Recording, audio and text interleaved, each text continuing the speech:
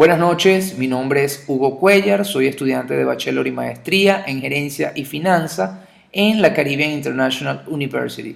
Hoy estamos viendo la cátedra de análisis financiero, la cual está conducida por la profesora Isabik Tovar. Y hoy vamos a hacer una presentación sobre la situación financiera a corto plazo, la liquidez. Bien, antes de comenzar me gustaría hacer una pequeña introducción sobre la situación financiera a corto plazo, es decir, lo que llamamos la liquidez o la capacidad de atender las deudas y compromisos a corto plazo. El tamaño y composición del capital circulante, lo que es su rotación, el periodo de maduración de la empresa y la generación de tesorería en las actividades de explotación siempre van a necesitar liquidez para desarrollar sus actividades productivas o bien de servicio. Las empresas generan necesidades operativas de fondo para su desarrollo y es obligación de todos los que componen la empresa asegurar aquella estructura operativa y de financiación que permita cumplir con aquellas obligaciones de pago inmediato. El análisis de liquidez siempre nos va a permitir a nosotros estimar la capacidad de la empresa para poder atender todas aquellas obligaciones en el corto plazo. Por regla general, ¿verdad? Nosotros debemos entender que las obligaciones a corto plazo siempre van a aparecer registradas en el balance, dentro de lo que nosotros denominamos pasivo corriente. Y esto comprende, entre otros rubros, las obligaciones como son los proveedores y trabajadores, todos aquellos préstamos bancarios con vencimientos que siempre sean menores a un año, los impuestos que se deben pagar, los dividendos y las participaciones por pagar tanto a los accionistas como a los socios y aquellos gastos que son causados pero no son pagados. Tales pasivos deberían siempre cubrirse con los activos corrientes. Por su naturaleza, los hace potencialmente líquidos en el corto plazo. Es decir, que por esta razón nosotros fundamentalmente el análisis de liquidez se basa en los activos y pasivos circulantes. ¿Qué es lo que buscamos? Siempre identificar la facilidad o la dificultad que pueda tener siempre la empresa para hacer frente a sus pasivos corrientes, en el producto de convertir a efectivo sus activos también corrientes. El análisis de la situación financiera a corto plazo siempre va a comenzar por el análisis del balance. Es decir, el balance presenta la situación patrimonial que contiene la empresa y por lo tanto el estudio del balance nos permite a nosotros poder evaluar los siguientes aspectos que le vamos a mencionar. 1. La situación de liquidez o capacidad de pago.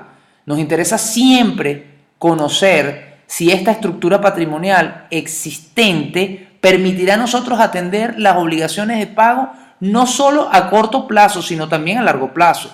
La capacidad de pago se denomina solvencia y puede analizarse desde una perspectiva tanto a largo plazo como a corto plazo. Y 2,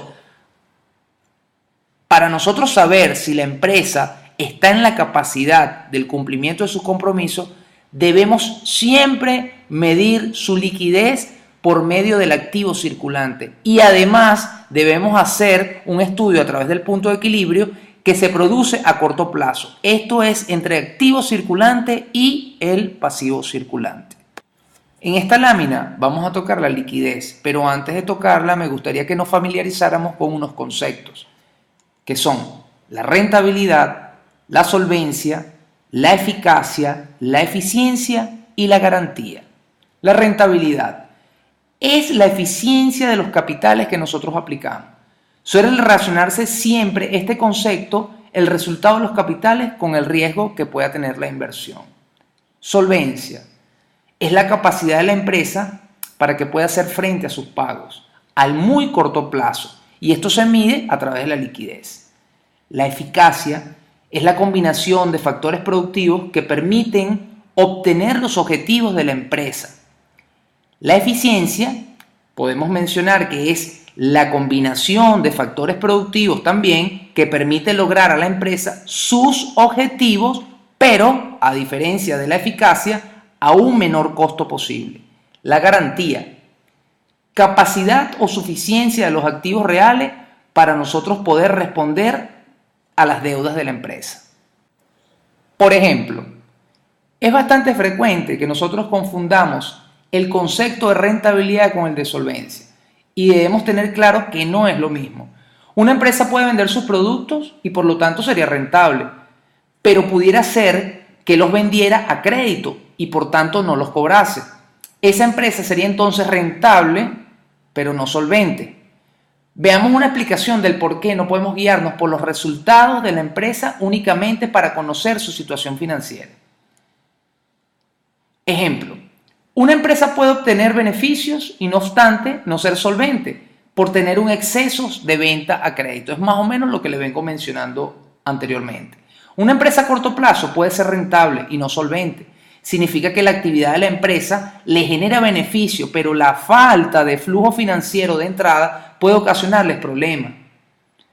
Problemas de pago, obviamente. Implica que la empresa debe replantearse su política de venta a crédito. Si por el contrario la empresa es solvente, pero no rentable a corto plazo, podrá mantenerse, pero esa solvencia irá necesariamente desvaneciéndose al tener que ellos hacerle frente a los diversos pagos que obviamente le van a originar como actividad. Razones de liquidez. Las razones o índices financieros no son más que las relaciones que se establecen entre las cifras de los estados financieros para facilitar siempre el análisis y la interpretación. A través de ellas se puede detectar primero las tendencias, seguro los cambios cíclicos, las variaciones irregulares, se puede ver todo lo que es las variaciones estacionales, que puedan representar todas aquellas cifras en los estados financieros. Y podemos medir la capacidad de la empresa para satisfacer o cubrir todas aquellas obligaciones en el corto plazo. En función a la tendencia de los activos líquidos, siempre, más no a la capacidad de generación en efectivo. Por ejemplo, algunos ejemplos de estas razones son las siguientes. 1. Capital de trabajo, que representa la inversión neta en recursos circulantes, producto de las decisiones de inversión y los financiamientos a corto plazo. Aquí tenemos una fórmula que es, para calcular el capital de trabajo sería el activo circulante menos pasivo circulante. Razón circulante. Mide el número de unidades monetarias de inversión en el corto plazo. Aquí tenemos también una fórmula para poder nosotros calcular la razón circulante, que es el activo circulante entre pasivo circulante. Otra de las razones o índices que son comúnmente utilizados y muy comunes es la prueba o razón ácida, que se deriva del anterior, ya que la inversión a corto plazo se le extrae el inventario por considerarse un activo muy poco líquido. Entonces, mide entonces el número de unidades monetarias en inversión líquida por cada unidad monetaria de pasivo a corto plazo. La fórmula es: prueba ácida representa el activo circulante menos los inventarios. El producto de esto lo dividimos entre el pasivo circulante. Otra razón es la prueba superácida. Es similar a esta anterior que acabo de mencionar, pero hace la consideración especial de que el activo circulante puede estar incorporado, además del inventario, algunos elementos que no son lo suficientemente líquidos para ser realizados en el momento de la premia. Por lo tanto, considerar directamente solo aquellos activos de reconocida liquidez. La fórmula sería: prueba superácida sería igual al efectivo y el equivalente en efectivo más las cuentas por cobrar. El resultado de esto lo dividimos entre el pasivo circulante. También quiero comentar sobre la cobertura de pagos, que no es exactamente un índice financiero como lo que venimos nombrando, puesto que no puede ser calculado a partir de los estados financieros. Es más bien una herramienta utilizada en el momento de preparar lo que denominamos el cash flow o flujo de caja, para evaluar cómo se afectaría la capacidad de pago en la hipotética situación en que la empresa tenga que parar todas sus actividades. ¿Cuál es la fórmula? Cobertura de pago es igual a efectivo y equivalente de efectivo más las cuentas por cobrar. El producto de esto lo dividimos entre pagos en efectivo.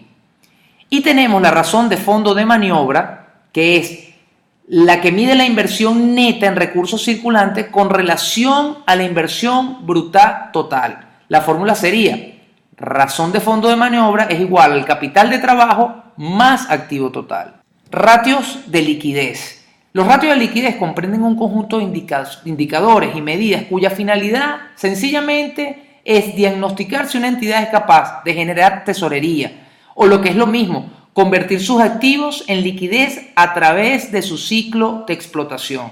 A corto plazo, el objetivo empresarial se traduce en generar medios líquidos suficiente para ir haciendo frente a sus obligaciones de pago.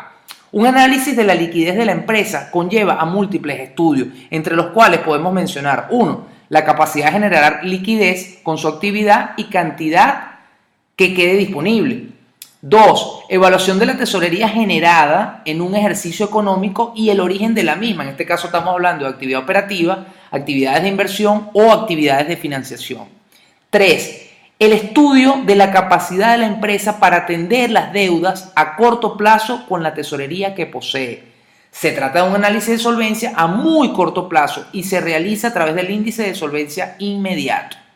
Y 4. El análisis de la gestión que realiza la empresa de su tesorería.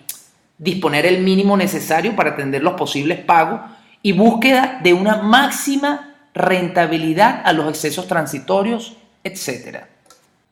Bien, luego de nosotros haber estudiado la situación financiera a corto plazo, en este caso la liquidez, podemos decir que hemos comprendido el tema de lo que es las razones de liquidez, los ratios de liquidez, y esto nos ha llevado a una reflexión donde podemos llegar a unas conclusiones. Podemos decir, en definitiva, que la situación financiera a corto plazo, es decir, la liquidez que se puede evaluar mediante las razones financieras, que nos facilita las herramientas de análisis, todas sus fórmulas, todo lo que nosotros aprendimos durante el tema, para nosotros poder establecer el grado de liquidez de una empresa y por ende nosotros podamos realizar una capacidad para nosotros poder generar efectivo, para nosotros poder atender de una manera más óptima, ¿verdad?, el pago de todas las obligaciones que se nos pueda plantear dentro de una empresa. ¿Ok?